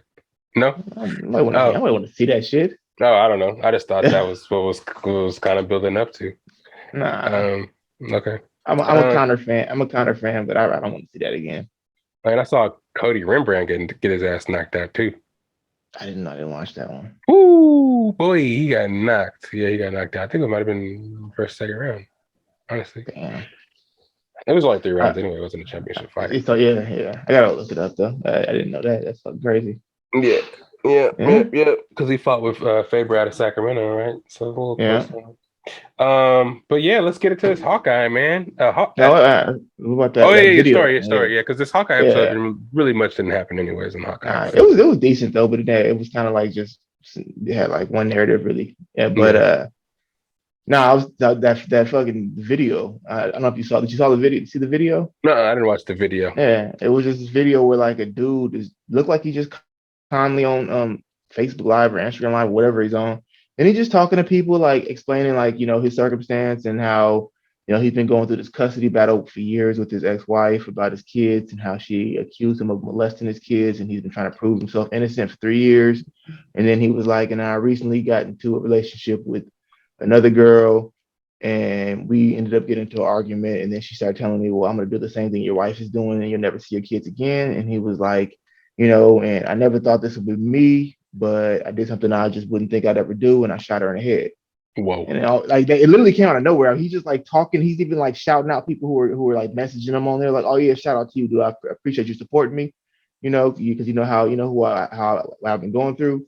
And then he just continues with the story, and then he just comes out of nowhere and was like, "Yeah, so I just did something I never thought I would do when I shot my girlfriend in the head. It was like I'm in a dream. Like I would just never imagine myself doing something like that." He was like, "But." The person who caused all this, all my depression and all these issues is my ex-wife. So yeah, she's next. Oh, God. He says that and he's like, and I'm not going to jail. So then I'm just going to off myself after that. He literally says it's all in the video. And then next thing you know, he's like, oh, well, there goes my ex-wife right there. And then all of a sudden you hear him say, it's your time. And then the camera goes off. Oh, and God. So when I hear it, I'm like, this is clearly fake. That's what I'm thinking in my head. I'm like, this is fake. Look that shit up. Nah, he really did that shit. He killed her in that video. No, he didn't. The video cut off. He killed her right after the video, and then killed himself. Yeah. Whoa! But the fucked up thing is he was like dude had a master's degree. He was like worked for a nursing program and shit like that, and was like making really good money. His girlfriend was, I think, his coworker, the one he killed. She was one of his coworkers, and she, they both made good money. So it was like, it wasn't like no hood shit. This is a dude who like was respected and like had, you know, had his shit together. And I don't like it. To me, it was more of a sad thing because normally you see shit like that, you just want to be like, "Oh, you fucking piece of shit," yada yada yada. But then you think about it, it's like, what if what he's saying is true and they were doing this just to fuck with him? And never in his whole life. Because you hear that shit happens often. I hear about people doing shit like that all the time, especially like women towards the men that leave them. They get bitter and they'll do shit like that. Like I watched a video where a little nerdy dude, was in like one of them lockup shows, and he was constantly coming back to jail. And they were like, and they talked to him about it, and he was like, "Well, I was a lawyer, making a lot of money. I divorced my wife. She got a good lawyer, and basically made it where I owed her a bunch of alimony and child support that I couldn't afford, even though I was making six figures. So I had to take other jobs to get more money to keep paying her. And then eventually it got to the point where I could sell my property and then move into a small little studio apartment while still working all three jobs. Whoa. But then because I was working other jobs, I couldn't uphold my job as a lawyer. So I lost that job. So now the main source of my money to pay her is gone. And then she sent me to jail because I wasn't able to pay her. He's like, and then I just keep coming back. He's like, so when they were letting him out, he's like, I like to say that I would never see this place again, but I know that's not true. And in my head, I'm like, I guarantee this dude probably killed himself after this because it's like just being vindictive to him. So like when women do shit like that, it's like I know you're vindictive, but you don't know this. But just because this person's a timid person, you don't know when that motherfucker just gonna snap and he might kill himself, or he might kill you, or he might kill every fucking body. So it's like, why would you play with somebody like that? Because when you put him you put a cat in a corner, it's gonna fucking attack. You don't do shit like that. So yeah, it's crazy. That is crazy, and I can only imagine what's the word I'm looking for? When the accusation of that nature, like I can do a lot. You can lose your career. All that master's degree goes out the window. Like that's crazy. I would never imagine somebody saying that about your own kids. Yeah, like, what the fuck? That is nutty. I don't know if what he said was true, but I'm saying if it was true, you don't know. You know what to know. No, yeah. But yeah, I mean, I'm not saying just the ends justify the means, but it's just like fuck. If that's a weird ass. Because you never know what you would do in that situation. Yeah, right.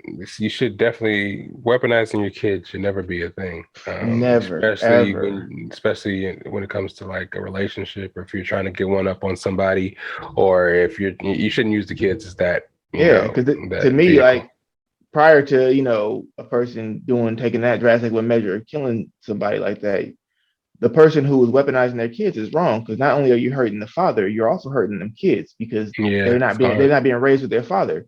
And we've known statistically that if you're not raised with some kind of like a male like authority figure that will like show you shit, a lot of times kids turn out bad. Like in your case, you had a great male authority figure, your grandfather, and but imagine if you didn't have that, or if you didn't have somebody to guide you in the right direction, especially growing up in East Palo Alto, that shit go left quick. So shit is wild. Yeah. I couldn't even imagine. We talked about a little bit about the last situation involving the step parents and one of the actual father getting killed by the stepdad. Yeah, come on. Yeah, it's just shit gets wild out there, man. You should just kind of move in the best interest of your kid. Before you do that, let's do it started. But you should vet your fucking partner better. Somebody you're gonna have kids with. Make sure, because people are just willy nilly having kids with anybody. And you don't know who. That's why one of my biggest issues with not having a kid is who I have a kid with. Because if I could have a kid right now with no female involved and the kid just appeared right there and that's my kid and I could raise him to be whatever, yeah, fuck yeah, I would. I want him I want a little Bruce Lee or some shit like that. Somebody that's gonna kick ass for me. But then when you have your significant other or whoever the mother is, a lot of the things you would like to do with that kid, she won't be with. Like I've had female like friends and shit like that when I try and show their little kids out of box. I don't want my son fighting. He gonna need to learn how to defend himself when he's older, type of shit. So it's like you got to think about that a little better. And a lot of people aren't, because ever since sex and stuff has became just so like liberal or whatever, and everybody's out there just throwing panties out. You got everybody's having kids, and you don't really people don't realize how dangerous sex is. People just think, oh, sex is like, no, sex, you can bring a life into this world, which now makes you permanently connected to that person. You also have STDs. You got to think, before like modern medicine, motherfuckers was dying left and right from sex. Sex was deadly. You was literally playing craps with your life. Every time you had sex. And now it's just everybody's doing it, and it's just like, nah, like you guys are bringing a bunch of little fucking kids into this world that And ain't to sex be can get raised you right. put in jail as well. Yes, it can. so that is also Another it's a danger. lot. Yeah, it's like a quadruple edged sword there And that you're playing with. just choose that shit better, and don't just be all willy nilly with your willy. Exactly. For real. And in the case of Hawkeye, don't be willy nilly with your arrows. You feel me? Oh. Because if you do, you'll have to do some shit like what happened in episode 4. What a transition! What a transition! Let's clap it up for that transition because I think it was pretty brilliant. But yeah, Hawkeye episode 4. Yeah, R.I.P. all of them as well. That's wild that shit. was crazy. Yeah. It's kind of hard for me to move from somber topics into some light topics, but I'm gonna try to do it gracefully. Hawkeye episode 4. I forgot exactly what it was called, but I think it's Partners. Yeah, something like that. And in this episode, we actually, this is where I let you do the whole brief overview of the episode. Go ahead and break it down for us one time. All right, so this episode was, continuing from the last one where we saw the sword to his neck, and we had all kinds of speculations that because in the comic, that character is actually his mentor before he realized that dude's bad. So we were thinking that, they're gonna know each other. They didn't, which is cool. They're going a different route. Cool, I'm cool with that. I still like the way it's going. And now I'm also I'm more on board with the mother being evil. Oh yeah, she's doing too much. Way more on board with the mother being evil. But that whole conversation and the way she reacted to him being Avenger in the house, it was like, okay, that's a little different. Right. And it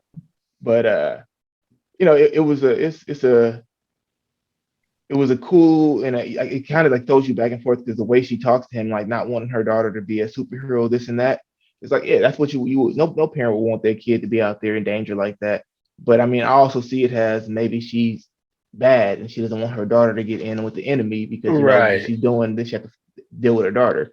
So yeah, I don't know. I'm liking the way it's going, and then I like the fact that they brought back the blarpers. Is that what they calling them? The LARPers, LARPers, yeah. So I had read some shit about those LARPers, and apparently there's a part in Hawkeye where he fights against this weird team of circus freaks, and a couple of the people in the LARPers actually have the same names as those. One of them is a girl who throws bombs and shit. I forgot her name exactly, but she can juggle bombs and is very good with explosives, and that's the black girl. The black girl who gave him the bag, but she's in the comic. In the comic, they're bad guys, but they're not some real nemesis of his. They're just a offshoot bad guy for a certain scene or whatever that he fought against. And then the one dude, not the black dude, but the other dude that shows up is supposed to be has the same first name as another one of the with the computer characters.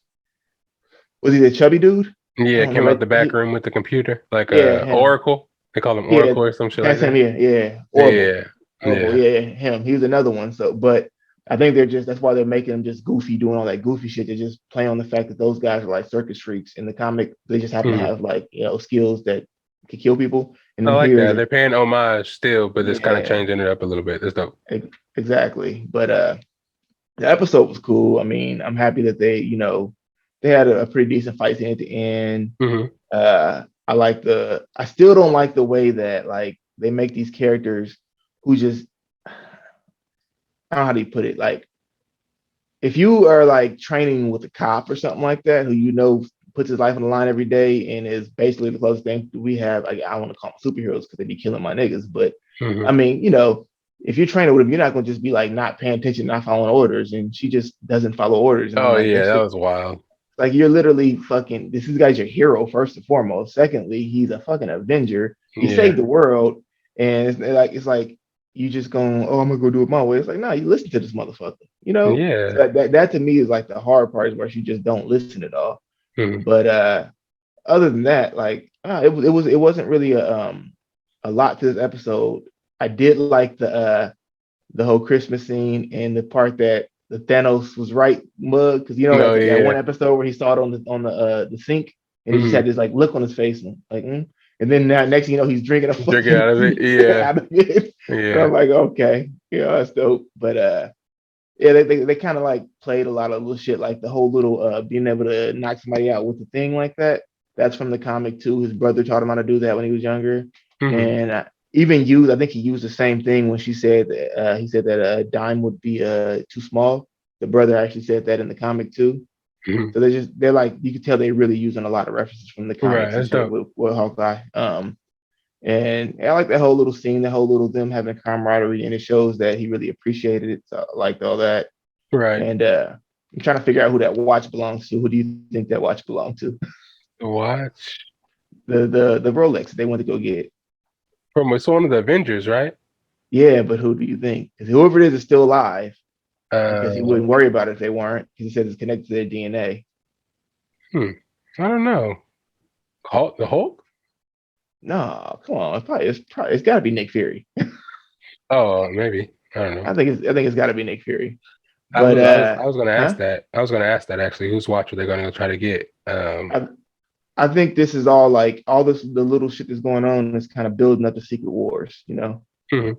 the whole little sneaky shit and like stuff like that. Yeah. But I don't know. I liked it. I really liked the ending and the parallels they had to him and Scarlet Witch in this episode. Yeah. Mm-hmm. The way they had him and her, it was a lot of little parallels. Even the him like cutting her and letting her loose shit type, you know, when she fell down. And I was watching something where they even showed that scene where she got threw over and like the core was on her. He dropped her on the Christmas lights. The music from that scene was the same exact music when Black Widow dropped. Yeah. Yeah. Yeah. So. There's a lot of scenes throughout the episode where he was having flashbacks and remembering Natasha's death. And you can see that he doesn't really get a lot of sleep. You know what I'm saying? He went through a lot, man. His family got blips. You know, he didn't think he was ever going to see the family again, which drove him to be the Ronin. And she noticed it too. Right, yeah. And also back to a conversation that the mom had with Hawkeye. She was like, "Oh, so you're going to drop the case, right?" And he was like, "No, but I'll make sure she stays safe." It's like, how are you going to try to play an Avenger, especially Hawkeye? He's a fucking pretty much secret agent. He knows when you're bullshitting. He can read your personality. And once you say some bullshit like that, he's going to be on you on you. So I think that's all you needed to know. And that response was perfect. No, but I'll make sure she stays safe. You know what I mean? Exactly. Yeah. So I like that whole thing. And then he stole that sword back too. Right. So I think it might steal some. I don't know if it's going to make any connection to the Ronin actually, or him actually knowing Jack.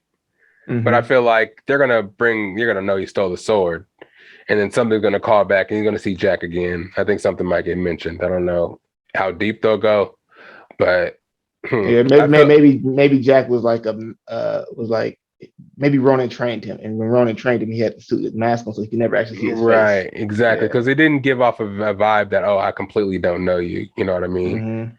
Also, we learned that Jack's laundering money for Kingpin, so he's pretty much laundering money for Tracksuit Mafia and stuff like that. So he's more connected than we think.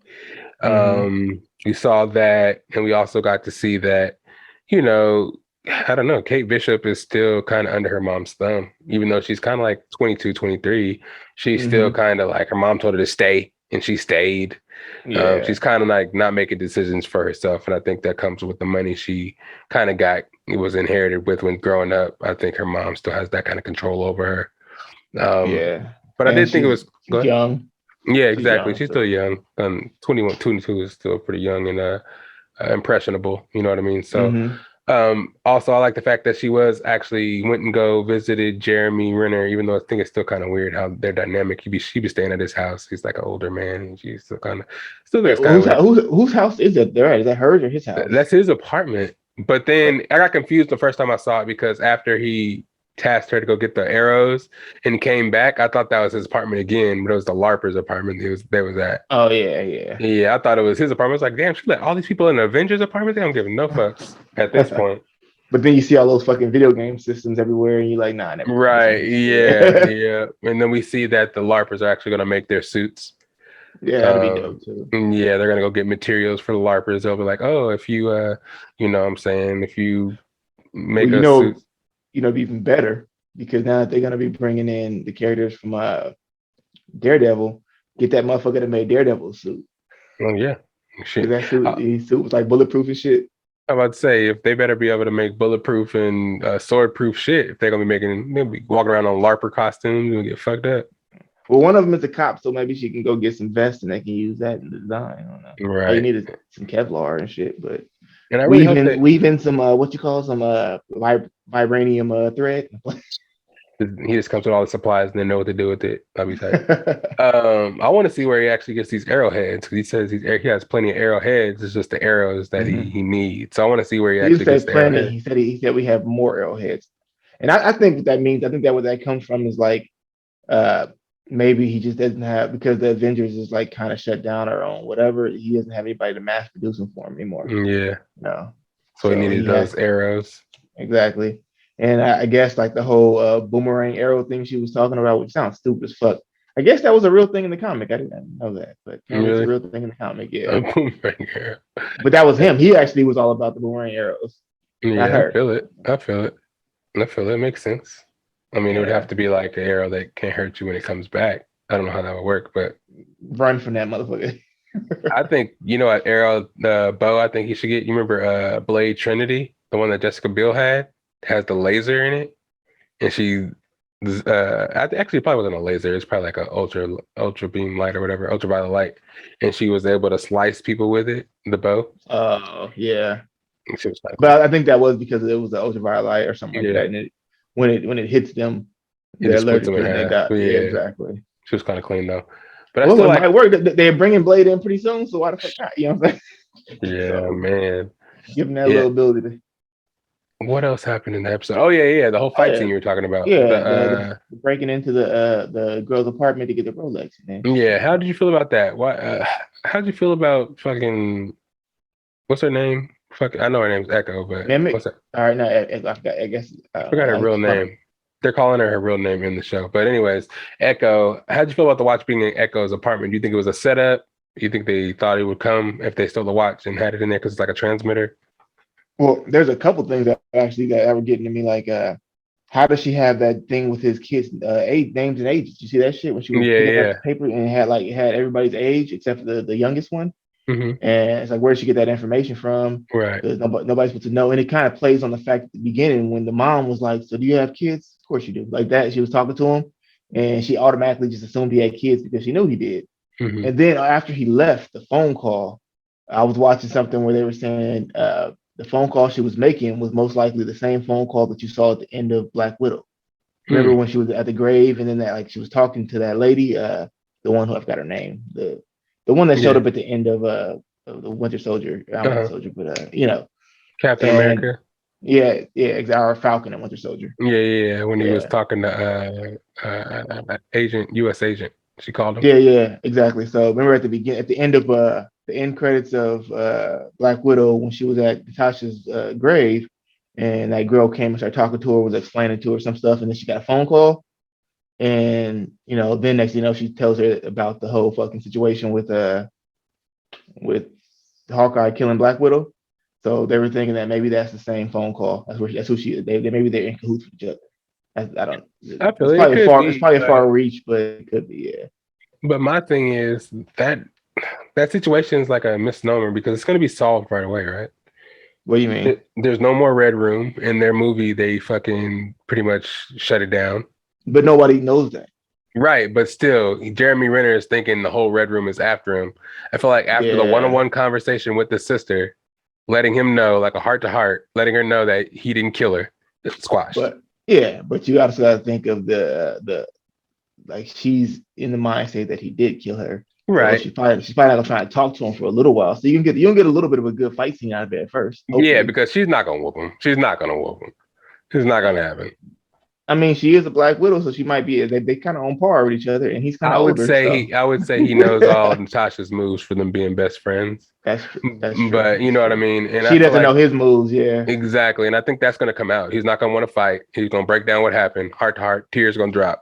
Yeah. And then it's gonna be like, oh, what's our next move? But I think they waited a little late because there's only 6 episodes. That was episode 4 already. Yeah, so that's true. Well, there's another parallel in there that I saw that I noticed is when she was asking him about his best shot, remember? And he said, my best shot is the shot that I didn't take. And he explained the whole Natasha thing. And then when the girl got up there, Tasha's sister was fighting, and she aimed the fucking arrow at her. The girl looked at her and did like this, and she just put it down. And let it go. So it was like another parallel of that. You know. So there's a lot of little parallels in this, but I like to see where it's going, because all the characters, like, we know she's gonna be good eventually, clearly, because she's Natasha's sister. And then the Echo girl in the comic, like I said, she starts off part of Kingpin's organization, but then realizes that she's not really a bad person, so she becomes good. She's she's too sympathetic of a figure to be a bad guy the whole time. She has one leg, she's deaf. Like, she has to become a good guy eventually. She's just on her whole thing is, I'm trying to get revenge for my pops. And so so I'm hoping that, like, what's gonna happen is they're gonna go through the whole thing. It's gonna be revealed that he was a Ronin. She's gonna try and kill him, and then she's gonna bring up that situation. He'll like, "What are you talking about? I never did that." I think it's gonna happen, and then that'll be dope. Because then there has to be a big bad. And we always talk about how we hate the bads being, okay, we're just going to fight each other, resolved by not fighting, and the movie's over. And it can just be, okay, now the mom's the bad guy, because I don't know what kind of threat that would actually be, unless she had a big ass gang behind her. Yeah, I think she's just, I don't think she's like the main bad guy. I just think she's involved. And it's going to be brought to light that she is involved or something. So, it's going to be really, really interesting to see what happens, man. I mean, in a nutshell, that's pretty much what happened in the episode. At the end, the relationship was kind of fractured between Hawkeye and Kate Bishop, because he was trying to kind of get her to leave and stop trying to be partners with him, because he didn't want to lose another partner. And he also knew what was coming, and obviously saw she wasn't ready by the fact that she wasn't listening to him at all during the whole mission. I think in his head, he was like, okay, right now we're just fighting against like common thugs and this and that, but then once you get somebody from the Red Room, he was like, oh, she ain't ready for this shit. And it also brought the whole Natasha thing, and he was like, just leave, because I ain't trying to lose that shit, and you ain't no match for them, you know. You know what I'm saying? So I am liking this series so far, and I like where we're at right now. Truthfully, I feel like it's just another long movie, though. If it gives that same feel as long movie. Yeah, especially the way where they're stopping it. Like after that fight scene, and you can't just stop the episode. And how stupid was Kate for shooting that? I guess she still doesn't know what arrows she's shooting, but that concussion arrow, why the fuck would she shoot that arrow? I don't know. She could have made everybody deaf. And I thought that she definitely don't. She definitely doesn't know what. Like, I don't think they have labels. She just shoots. Especially when she was in the apartment and they gave off them silent alarms. She was shooting those goo arrows. What if those were motherfucking explosives? Just blew a hole in the building. Shit would have been interesting. But anyways, I'm looking forward to the next episode coming out this Wednesday on Disney Plus, and seeing what the next stuff beholds, or what the future has or holds for us. So that's it. This is the end of the episode. We like to let them know where they can find you at, aka what's poppin'. I think it's Akil Young at, I don't know, Akil Young at Akil Young, is that what it is? I don't know. Yeah, you gotta put the @ to find them. Okay. Yeah. So you gotta put the @ Akil Young. That's where you find that man at. You can also find him. Well, and Chris said that he's gonna be putting all those songs from the Said and Done on all platforms. So I guess it's gonna be coming out pretty soon. Oh yeah, what'd you say it was called? All Said and Done. It's just called Said and Done by PC. Yeah, it's not out yet. I looked it up, but I'll see. I think he's getting the album cover and stuff finalized. It's pretty dope. So nice. You got to send me something so I can share it or repost it. It won't let me repost it on Instagram. I was going to take a screenshot, but it didn't have those effects that you had on it. So I want that. But yeah, that's all, Chris. Yeah, for sure. Oh, okay, yeah. The album coming soon. You can hear both of them. PC. Because Kia, AKA, is in that shit in PC. He, in case he didn't mention, he just said Pretty Ugly, like he wasn't in the group as well. But that's just gonna be how many songs? How many tracks we talking? It's just six songs. It's pretty much the last one we're gonna do. We old, so okay. I mean, I still make songs here and there, but that's the last actual project we gonna sit down and work on and do. So okay. So it's a big deal. So we got to get out here and promote the shit out of this thing. You know what I'm saying? So Said and Done coming to you real soon from PC, man. We also got to do some music for the podcast. Got to redo the theme song, update it a little bit. I still got to finish. I got to mix that shit you gave me. I still haven't mixed it up because I haven't had time to. We got to do that stuff too. So it's going to be some more music. You're going to hear another side of us. Besides this conversational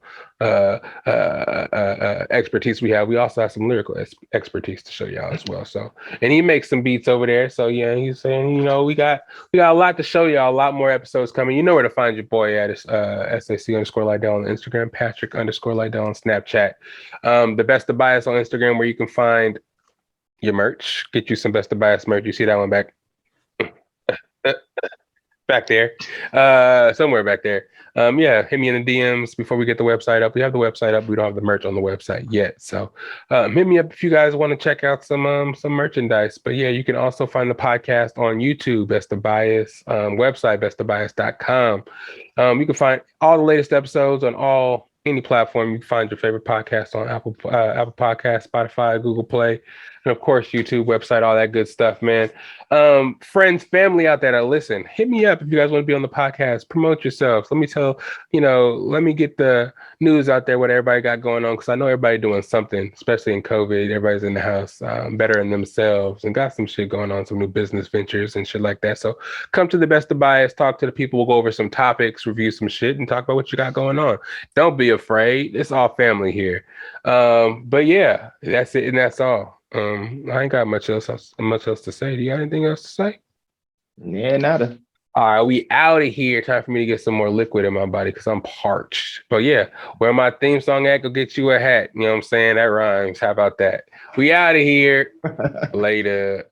It's the best of Bias. You need the earful, you should try us. From pop culture to the movies to Unitas. It's the best of Bias. Your Best of Bias. It's the Best of Bias. You are now listening to the Best of Bias podcast.